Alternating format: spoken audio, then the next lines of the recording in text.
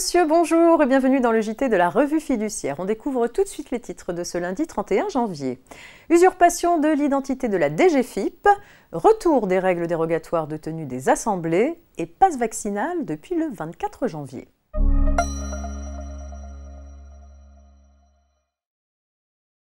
Et on ouvre cette édition avec un appel à vigilance. Depuis plusieurs semaines, en effet, circulent de nombreux courriels adressés prétendument par la Direction générale des finances publiques aux entreprises afin d'obtenir des informations les concernant ou sur leurs clients. La DGFiP demande aux entreprises d'être particulièrement attentives à tous les signes ou détails qui peuvent révéler qu'un message est frauduleux, comme des fautes d'orthographe ou de syntaxe, ou une demande d'informations détaillée sur l'entreprise ou encore ses coordonnées bancaires.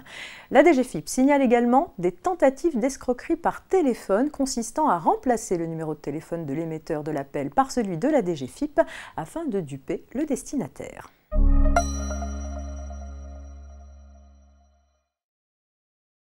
Depuis mars 2020, des aménagements temporaires ont permis aux organes des sociétés de fonctionner malgré la crise sanitaire. Les mesures dérogatoires prises dans ce cadre ont pris fin le 30 septembre 2021. Pour faire face à la nouvelle vague épidémique, la loi donne au gouvernement la possibilité d'adopter à nouveau, par voie d'ordonnance prise dans les 3 mois, des mesures pour simplifier et adapter les règles de réunion et de délibération des organes collégiaux des sociétés et autres groupements.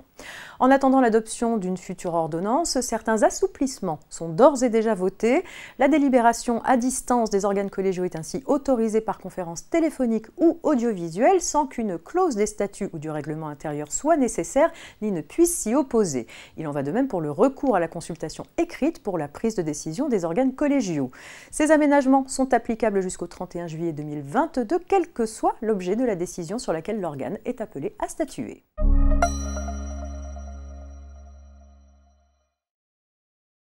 Pour les personnes âgées d'au moins 16 ans, le pass sanitaire activité exigé pour accéder à certains lieux ou activités a été remplacé par le pass vaccinal. Les salariés qui étaient soumis au pass sanitaire car ils travaillent ou interviennent dans les lieux assujettis au pass sont soumis au pass vaccinal depuis le 24 janvier. La procédure de suspension du contrat de travail sans rémunération du salarié qui ne justifierait pas du pass requis est quant à elle maintenue sans changement.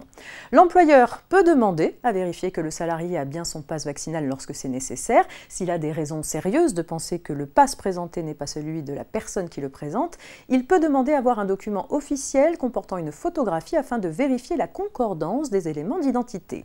En termes de délai, en l'état des textes, le pass vaccinal peut être mis en œuvre au plus tard jusqu'au 31 juillet 2022 et le gouvernement est censé y mettre fin de manière anticipée si l'amélioration de la situation sanitaire le permet, quitte à le réactiver si nécessaire. C'est la fin de ce JT. Très bon début de semaine à toutes et à tous. À demain.